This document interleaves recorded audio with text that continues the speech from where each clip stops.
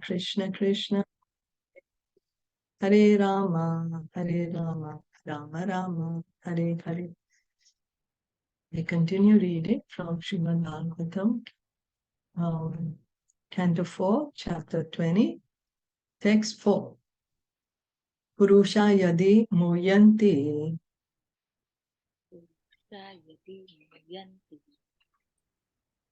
Vadrisha Deva Mayaya Shrama Eva Param Jato Dirghaya Vriddha Sevaya.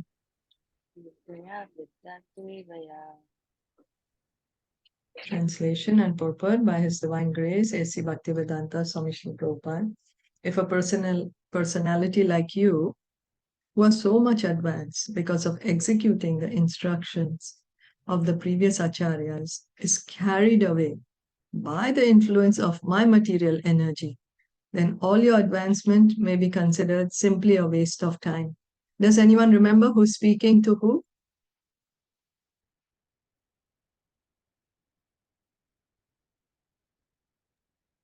Brahmaji is speaking here. It's Lord Viṣṇu. He came himself. He's come with Indra and he's telling to Pṛthu Mahārāja, now you forgive him. Yeah. So, because here, see, carried away by the influence of my material energy. Only Krishna or Lord Viṣṇu can call the material energy as his, because she belongs to him. Even Brahmaji cannot say that. Yeah. Yeah. Hare Krishna. Yeah. In this verse, the word Vriddha Sevaya is very significant. Vriddha means old, Sevaya means by service. Perfect knowledge is acquired from the acharyas or liberated souls. So we want knowledge. How do we get the knowledge? From the authorities. Who are the authorities? The acharyas. They are the liberated souls who are coming especially to give us this perfect knowledge, transcendental knowledge. No one can be perfect in knowledge without being trained by the parampara system. So just like in material knowledge, we need training. You know, we want to be a teacher, we have to join teacher's course, then get trained to be a teacher. Similarly, if one wants to know perfect knowledge, then we have to hear it in the parampara. Pṛthu Mahārāja was completely trained in that line. Therefore, he did not deserve to be considered an ordinary man. An ordinary man who has only a conception of bodily existence is always bewildered by the modes of material nature. That is our position. We are ordinary common people and we are so entangled by the modes, they drive us crazy. They bewilder us. We completely forget we are the soul and we are acting as if we are the body, completely forgotten our true identity. But Pṛthu Mahārāja, no, he is an incarnation of the Supreme Lord after all. Atha kayam imam vidvan. Atha kayam imam vidvan. Avidya kama karma bhe. Vidya kama karma bhe. Arabdha iti naivasmin. Arabdha iti naivasmin. Pratibuddho anusajjate. Pratibuddho anusajjate. Those who are in full knowledge of the bodily conception of life, who know that this body is composed of nations, desires, and activities resulting from illusion, do not become addicted to the body. So this body is composed of, now this body, we love the body. The body is the most dear to us. We are very attached to our body. Very dear to our body is very dear to us. But what is Lord Viṣṇu saying? This body is composed of nations. It's full of ignorance. Desires and activities resulting from illusion. Because we completely forget that we are the spirit soul, part and parcel of Krishna. We are thinking, I'm this body. Everything that is related to this body is mine. And then we have this material desires, which we think are gonna make us happy. That's how we act in illusion. As stated in a previous verse, those with good intellect, Sudhya, do not accept themselves to be the body. Being a creation of nescience, the body has two types of activities. I'm sorry.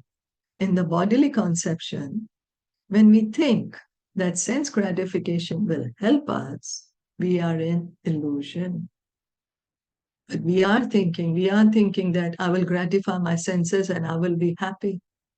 That's what our position is. That's why we are called bodily conception. That's why we are said we are in illusion. Another kind of illusion is to think that one will become happy by trying to satisfy the desires that arise from the illusory body, or by attaining elevation to the higher planetary systems, or by performing various types of Vedic rituals. So we also have, so many desires come to our mind. And we think if I fulfill these desires, I will be happy. And many of these desires are for sense enjoyment. I will enjoy my senses in a certain way and I will be happy. Or we think that I will go to the heavenly planets, I will be happy. But all this is an illusion. That's what the Vedas are telling us. Or I'll perform some ritualistic activities, some pious activities which are mentioned in the Vedas, and I will be happy. This is all illusion. Similarly, material activities performed for political emancipation and social and humanitarian activities performed with an idea that people of the world will be happy are also illusory, because the basic principle is the bodily conception, which is illusory. So because the body is an illusion, well, we are right now in the body. That is true. But thinking that the body is my real identity, that is an illusion. We are very much right now in the body. It's not that we are dreaming we are in the body. No, we are very, very much in the body. But thinking I'm the body, that is the illusion. And because all our activities, desires are based on that, so everything we do is illusion. In other words, Lord Viṣṇu informed Pṛthu Mahārāja that although the sacrificial performances set an example for ordinary people, there was no need for such sacrificial performances as far as his personal self was concerned. So ordinary people, they do some yajna, puja, like that. But Lord Viṣṇu is telling to Pṛthu Mahārāja, you are a pure devotee, you don't need to do all these things. As confirmed in Bhagavad Gita 2:45, Traigunya Vishaya Veda Nistraigunyo Bhavarjuna Nirdvandvo Nitya Sattvastho Niryoga Shema Atmavan. The Vedas mainly deal with the subject of the three modes of material nature. Rise above these modes, O Arjuna. Be transcendental to all of them. Be free from all dualities and from all anxieties for gain and safety, and be established in the self. So Krishna himself is telling Arjuna that you give up these Vedic rituals and rites. They are just dealing with the three modes of material nature. Krishna himself is saying that you rise above this, because the Vedic language is so flowery, the hymns are so flowery, they will distract us from our real purpose, to revive our love for Krishna, to reestablish our relationship with Krishna. Krishna is saying you just ignore them, rise above them, be transcendental to them. Be free from all dualities and from all anxieties for gain and safety. We are looking for that. We want always to be safe, and we always want good things coming to us. We want that, and we don't want the negative things to come. Krishna is saying, be free from the dualities and be established in the self. So by theoretically, it's not easy to do it. Then what can we do? Lord Chaitanya gave us the easy way to do it in this Kali Yuga. Chant the Hare Krishna mantra. By chanting the Hare Krishna mantra, Hare Krishna, Krishna Krishna, Hare Hare, Hare Ram, Ram Ram, Hare Hare. One can easily do this. That is the recommended process for this age of Kali. The ritualistic performances recommended in the Vedas mainly depend on the three modes of material nature. Consequently, Arjuna was advised to transcend the Vedic activities. The activities Arjuna was advised to perform were the transcendental activities of devotional service. So Krishna is not telling him to give up devotional service. Krishna is telling him to give up all these rites and rituals which are just done as a distraction from the real activities. And what are the real activities? Hearing and chanting. And here, of course, Arjuna was advised to fight the battle for Krishna.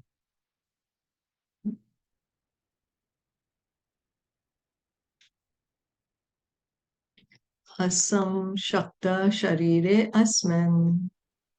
असंशक्त शरीरे अस्मिन् Amunotpadite Grihe. अमूना उत्पादिते गृहे Apatye Dravine Vapi. अपत्ये द्रविणे वापि Kuryan Mamatam Buddha. कुर्यात् ममतां बुधः. How can a highly learned person who has absolutely no affinity for the bodily conception of life be affected by the bodily conception in regard to house, children, wealth, and similar other bodily productions? The Vedic ritualistic ceremonies are certainly meant to please the Supreme Personality of Godhead, Lord Viṣṇu. However, by such activities, one does not factually satisfy the Lord. Rather, with the sanction of the Lord, one tries to satisfy one's own senses. So earlier we were saying that all the yagya is meant for Yagyeshwar, Lord Viṣṇu. All sacrifices are meant to satisfy Lord Viṣṇu.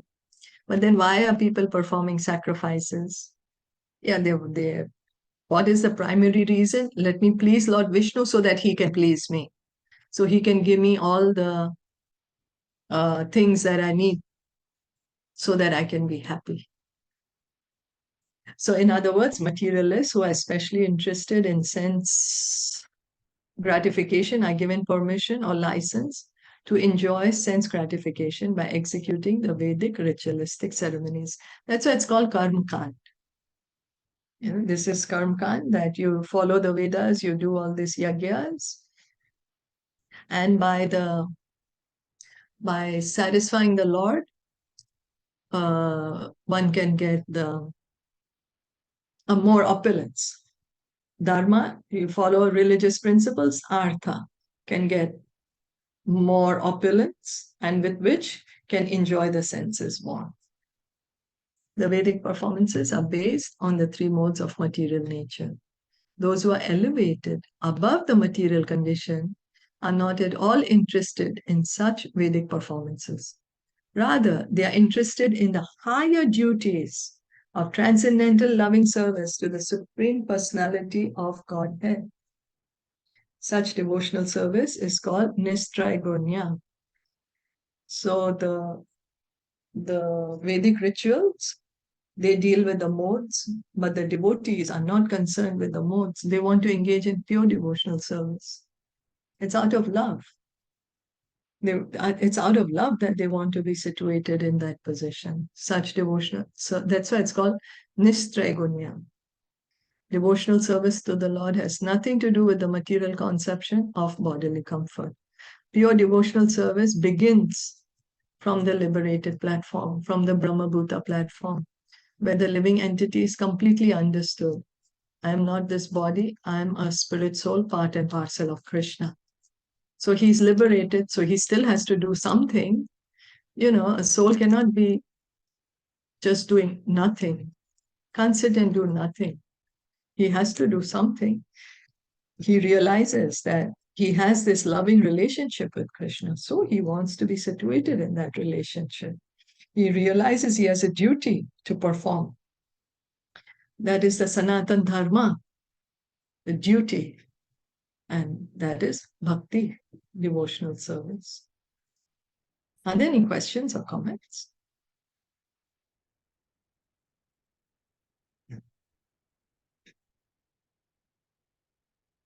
No?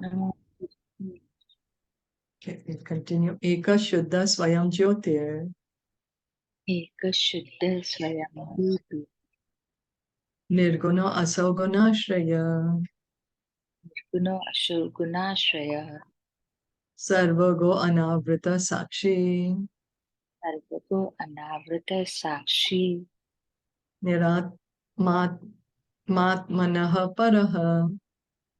Ratma Manaha Paraha. The individual soul is one, pure, non-material, and self-effulgent. He is the reservoir of all good qualities, and he is all-pervading. He is without material covering, and he is the witness of all activities. He is completely distinguished from other living entities, and he is transcendental to all embodied souls. So, about the individual soul, in the previous verse, two significant words are used: asam shaktaha, meaning without attachment, and Buddha, meaning fully cognizant of everything. By full cognizance, it is meant that one should know about his own constitutional position as well as the position of the Supreme Personality of Godhead. That means knowledge, fully realized knowledge, full cognizance. What is it said? Anyone?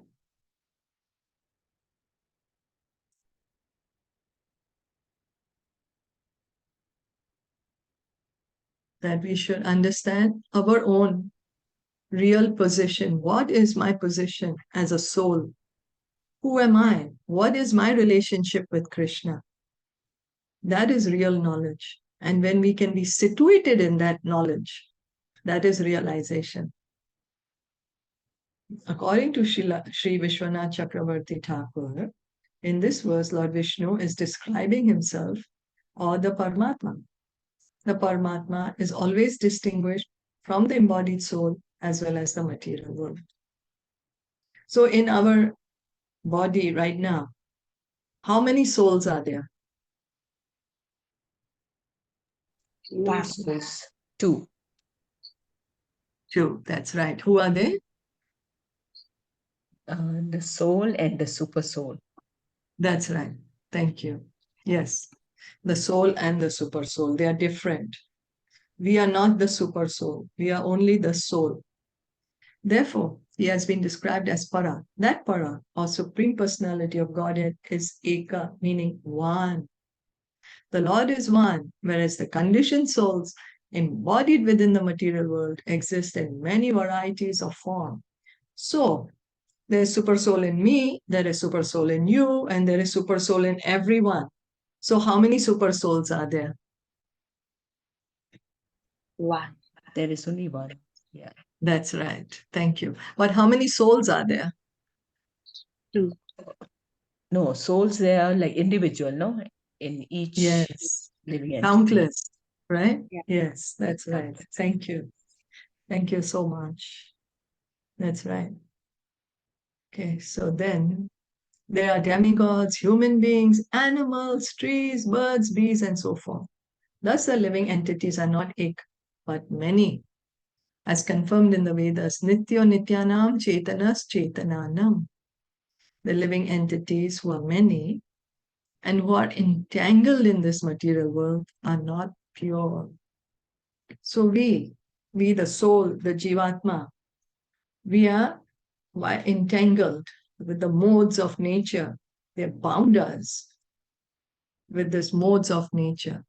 Actually, we are all pure souls. But because of these modes of nature, because of our desire, our envy, we have become covered. Our pure consciousness has become covered right now. However, the Supreme Personality of Godhead is pure and detached. So the Parmatma is there in our heart. So is the Parmatma entangled with the modes of nature? No, it's not. No. Thank you. That's right. Thank you. Due to being covered by the material body, the living entities are not self-effulgent, but the Supreme Personality of Godhead, Parmatma, is self-effulgent. Actually, we are very bright. The soul has a very great effulgence coming out.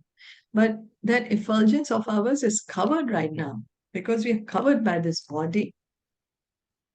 Because we are covered.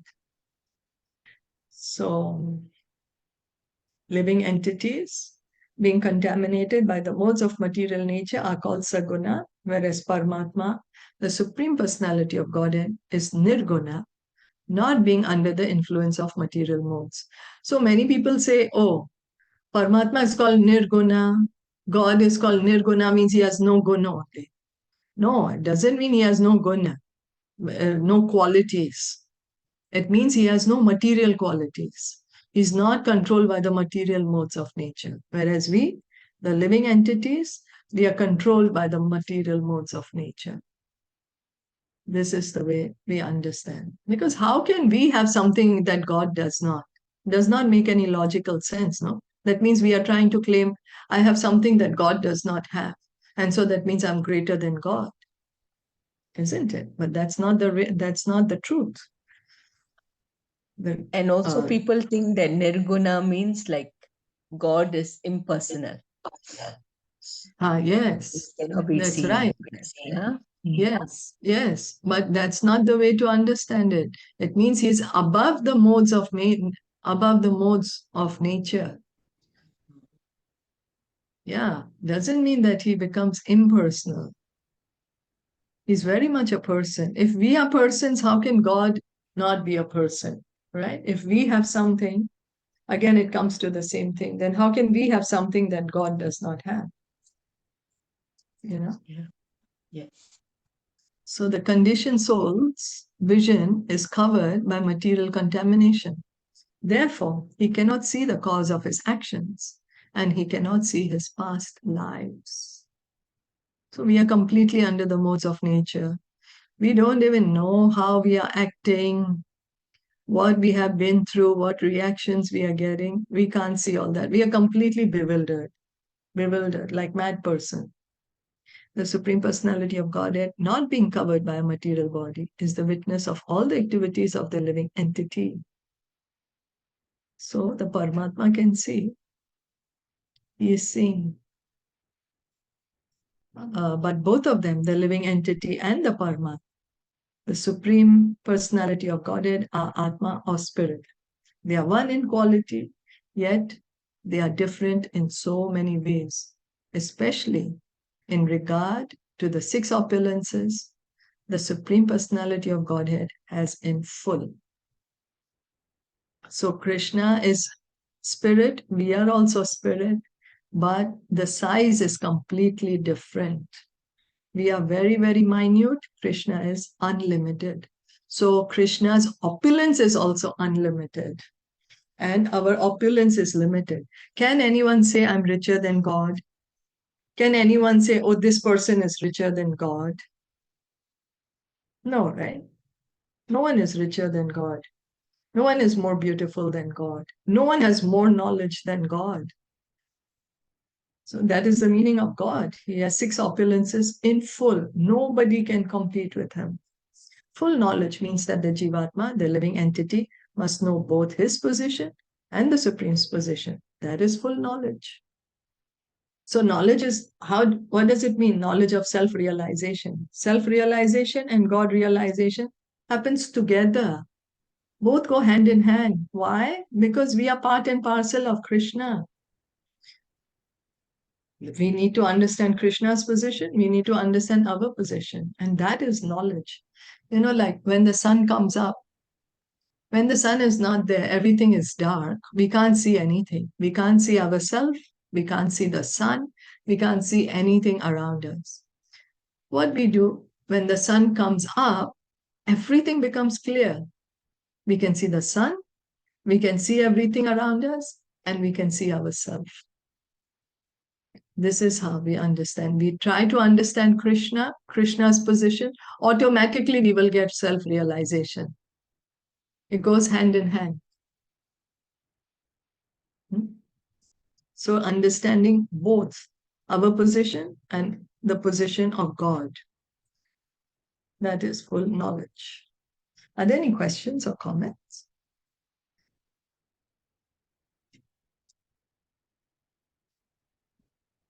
So thank you so All much good. for listening in and joining in. Srimad Bhagavatam ki jai, Srila Prabhupada ki jai, Gaur Bhakta Vrinda ki jai. Hare Krishna.